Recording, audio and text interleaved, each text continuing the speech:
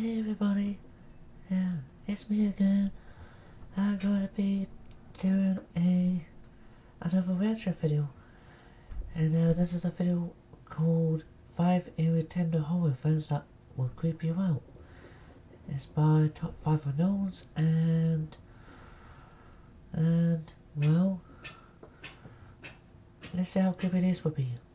I'll put a link to the original video in the description box for those of you that want to check out the original video.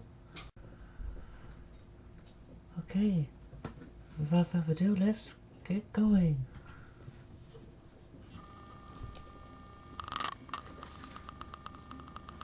Dating apps like Tinder have risen in popularity in the last few years.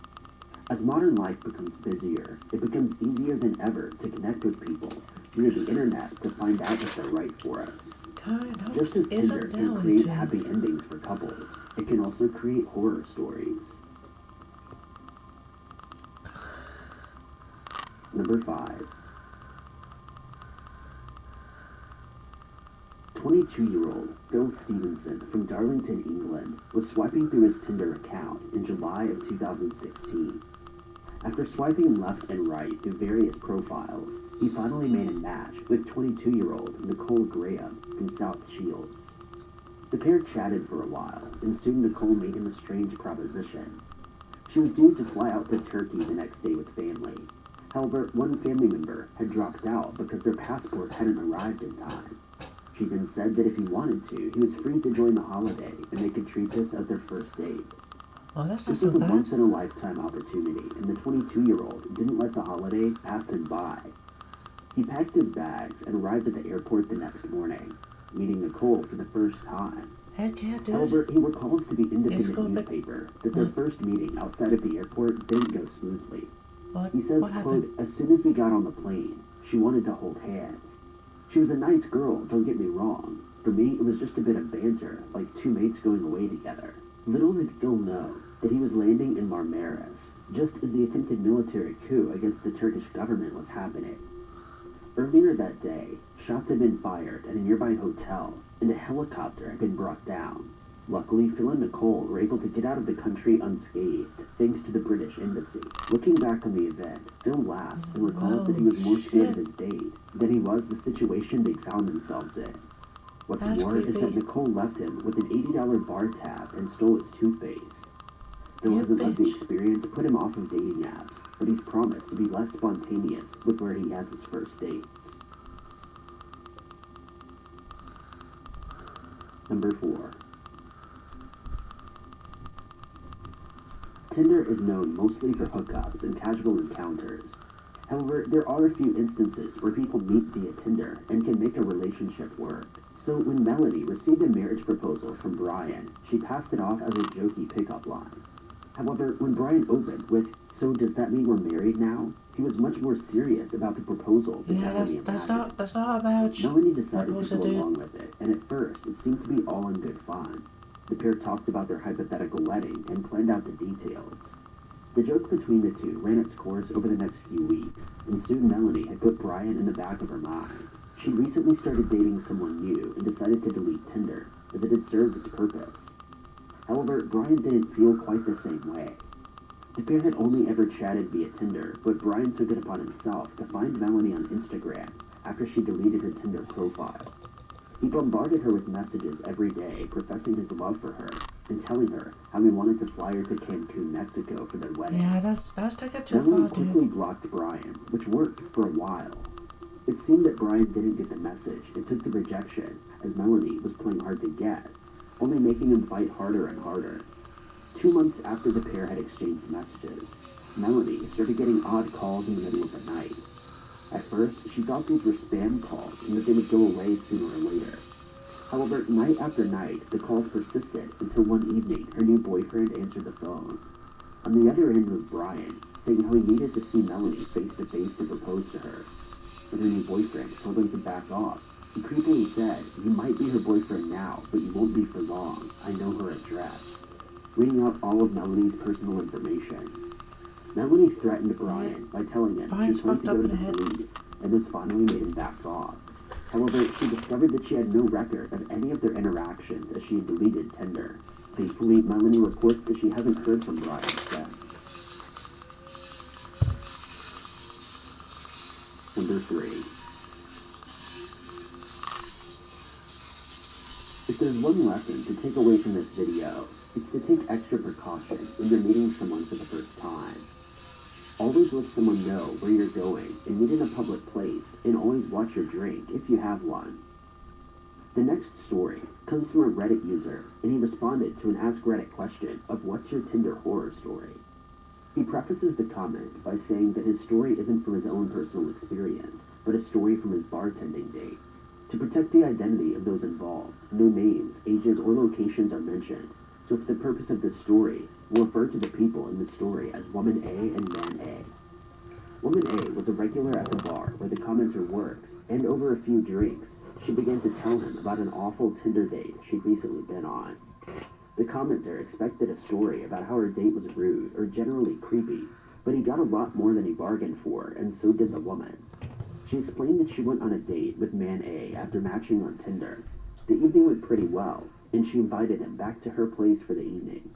She woke up the next morning, said goodbye to her date, and went about her business as... Yeah, whatever you do, don't do that. Don't invite a person back to your places, especially if you barely know them. Because for all you know, that person could be a scammer. Normal, thinking it had been a one-night stand and nothing more. Only a few days later, her card was declined.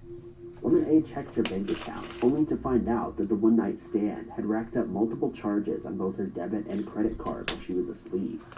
He purchased items from Best Buy, Grubhub, and even set himself up on Netflix and Hulu with her card details while she slept in the bed beside him. When she went back onto Tinder to confront him, she found that he deleted his profile and subsequently had to file a police report for identity theft. Number 2. A 20-year-old woman from Wales, whose name has been withheld to protect her identity, opened up to the Daily Post about being drugged by her date that she met through Tinder. The 20-year-old woman explained how she matched with a 26-year-old man in September of 2019. The pair chatted for a few days before finally deciding to organize a date. The pair planned to meet up in person and go to dinner, have a few drinks, and see where the evening took them. When the date arrived, the woman was surprised as her date had claimed on his profile that he was 26. However, after meeting in person, she realized he looked much, much older. She told the Daily Post, "I really wanted to give him a chance, and honestly, it felt too awkward to leave when we'd only just met." She describes how the date felt awkward from the beginning, but didn't feel threatened in any way by his behavior. She commented, quote, "All through dinner, he sat very close to me. I just slowly tried to edge down the booth and put some distance between us. We didn't really talk much, which was weird. It was an awkward date, but my gut didn't tell me I was in any danger." As the pair had met for the first time during the week, they decided to stick to soft drinks. Get the fuck out of there. However, at some point during the night, the unnamed woman began to feel strange. She began to feel dizzy and not in control of her body. Sensing that something was wrong, she decided to end the date early. She noticed that her date's behavior had changed. He was extremely insistent on walking her home and taking her inside to ensure she was safe. In a further comment, she said, quote, "When I got to my door, I tried to say goodnight and turn away, but he grabbed my wrist and told me to stay and talk longer. I told him I didn't feel well, but he still didn't let go. I started to panic, and I told him to let go of me and tried pulling my wrist from him. Eventually, he let go and tried to make a joke about me overreacting. I turned and got inside as fast as I could, but I didn't make it far." When she woke up the next morning, she realized she'd been spiked and how close she'd come to being in a dangerous position with a stranger in her home. Many victims, such as the unnamed woman, don't come forward about their ordeal, as there's still a stigma attached to it, and they feel ashamed and embarrassed about what happened. Yeah, that's messed up. Number 1. 28-year-old Peter Bozier of Sudbury, Massachusetts, was arrested in October of 2020 after kidnapping and assaulting a young woman he met on Tinder. The woman's name and age have been withheld, as the case against Bozier is still standing. Peter and the unnamed woman matched with each other on October 13, 2020. For a few days, the pair exchanged messages and all seemed well. In fact, it was going well enough that the pair finally decided to meet up for their first date. Little did the woman know she was about to experience the most terrifying Tinder date of her life. Over the course of October 19th and into the 20th, she was held against her will by Bozier. She was held by Peter at his home, where he threatened her and her young son before his behavior turned physical and violent. He began hitting and beating the woman, with the beatings becoming more severe by the hour. Luckily, she was able to escape and rushed herself to a hospital located in Burlington. It was here that medical staff alerted the police. Full details on how exactly she escaped haven't been released, but police have said that the woman made a lucky escape, and the case could have ended in tragedy. Peter was arrested on Tuesday, October 20th, while driving home around the Sudbury area. During his detainment, he became violent and uncooperative, fighting off several police officers that resulted in a few broken ribs and scrapes. He was subsequently transferred to a different hospital to be treated for his injuries before he was taken into custody. He was subsequently charged with kidnapping, strangulation, assault and battery, and many other crimes. Bozier is due to appear in court sometime in 2021. The woman has reported that she's recovering and doing well, and is working with a therapist to overcome the ordeal. At least the lady's recovering. Thank you guys so much for watching. Well, damn. At least the lady in the last one is recovering, okay? Yeah, I was debating on whether or not I should get an account on Tinder, but thinking about after watching this video, probably not a good idea. Anyway, I hope you enjoyed this reaction video. Please like, comment, subscribe, and the link to the original video is in the description box. And until next time, bye bye for now.